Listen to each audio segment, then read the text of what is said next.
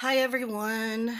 Um Today I'm going to do the little God time devotional, and then I'm going to mention a dream I had a couple of nights ago that God wanted me to share. Stuff I pretty much already know is coming, but that I guess he just wants me to share. Um Today's little God time is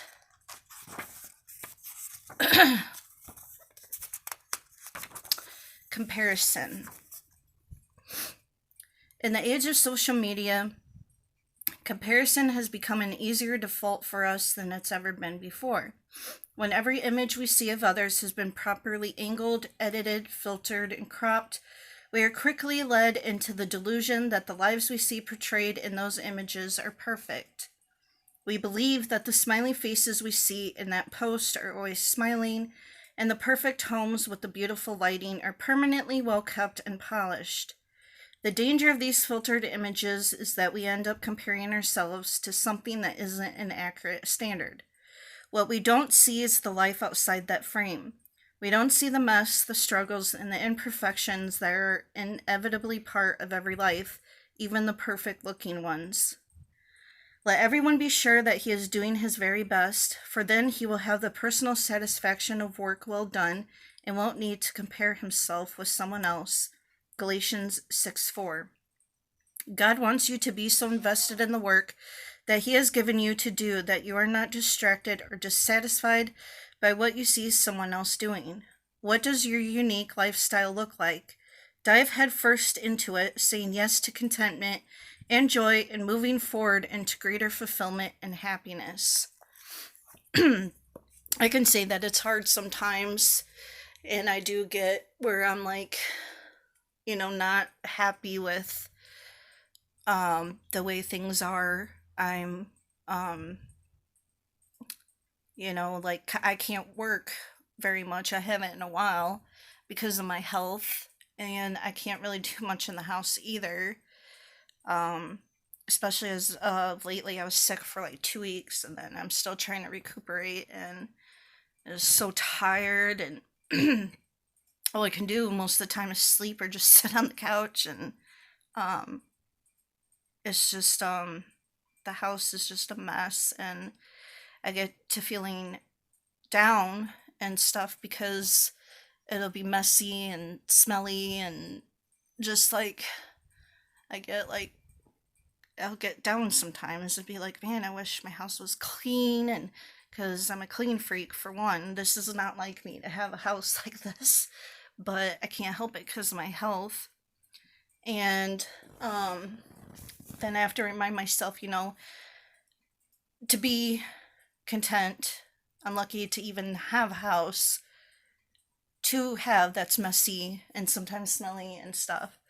And, the to look at it in the positive aspects.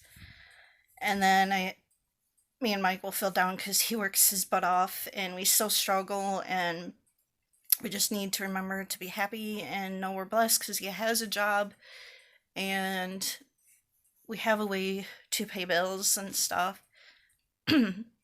So we shouldn't compare ourselves with other people because God has us where he wants us. It says that in the Bible, to be content because he has you where he wants you.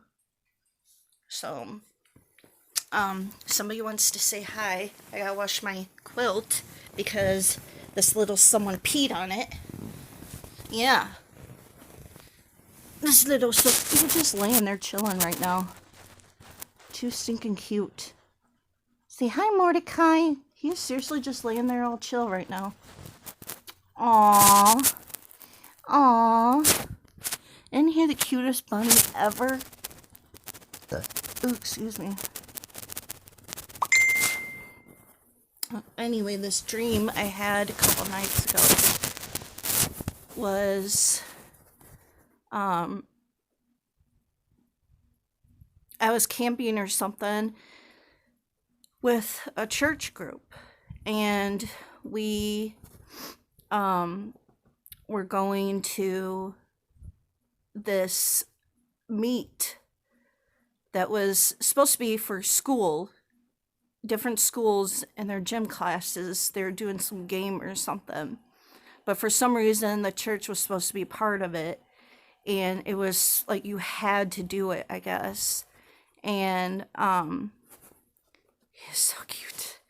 Um, so we were sitting there at this table, me, my mom, and my dad, and we were waiting.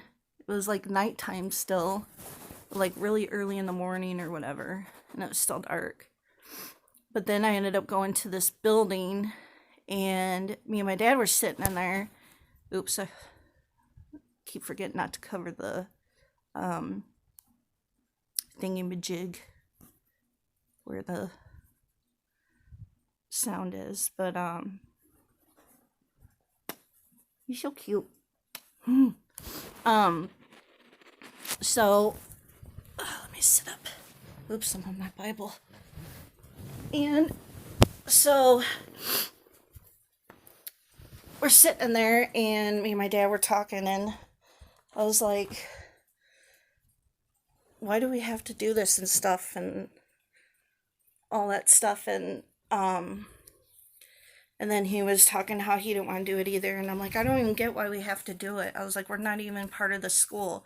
We're a church. I said, let's just go.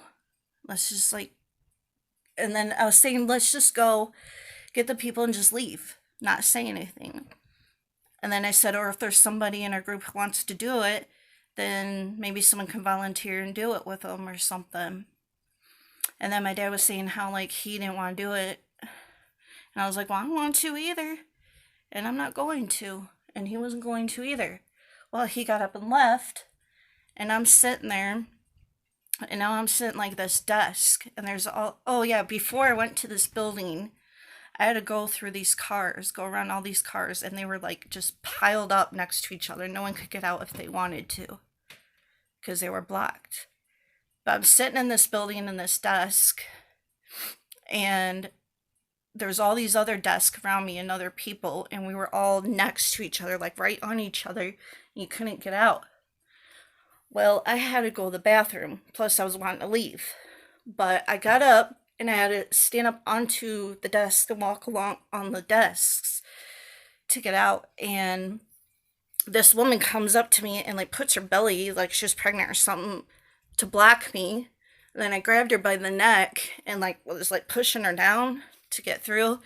And this other woman came up and they're trying to block me. I'm like, I have to go to the bathroom. And they're like, okay, that's fine. But they're following me. Well, then I got to this area where the bathrooms were, whatever. And there's all these guys there though. All of a sudden, all these men, well, boys, it was from school and stuff. And they were singing a song, which I didn't realize how I woke up. It was something that sounded like a chanting, they're chanting something almost. And I was like, I can't go right here. There's boys right across from it. Well, then there was a wall on this other side that was blocking some other toilets.